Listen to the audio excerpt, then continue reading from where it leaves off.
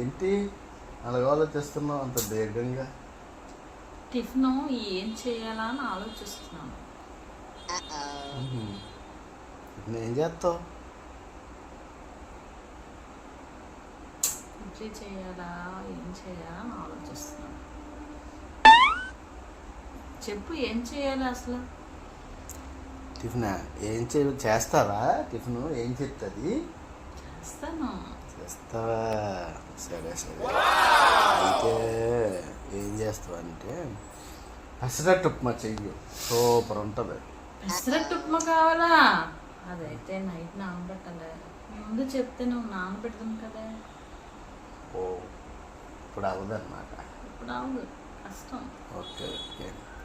అయితే రవ్వ దోశ చెయ్యి, ఇప్పుడు అయిపోద్ది. రవ్వ దోశ షాపుకి పంపించి 4 ఐటమ్స్ తెప్పించి దాన్ని కలిపి చెయ్యాలంటే కష్టమే. సరే అయితే మినపట్టు అయినా ఏదైనా నానబెట్టాలి, రుబ్బాలి. ఏదైనా కష్టం కదా. అయితే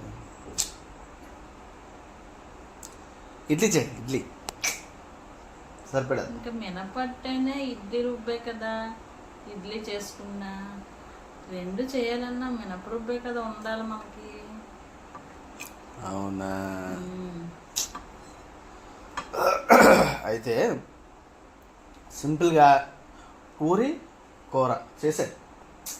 అదా, ఇంట్లో గోధుమ పిండి లేదే? తెచ్చేద్దాం, ఇక్కడే షాపు. తెచ్చేసినా కలిపి కొద్దిసేపు ఉంచితేనే బాగుంటుంది. మళ్ళీ దానికి ఏమో స్పెషల్గా కూర కూడా ఉండాలి, బంగాళదుంప కూర.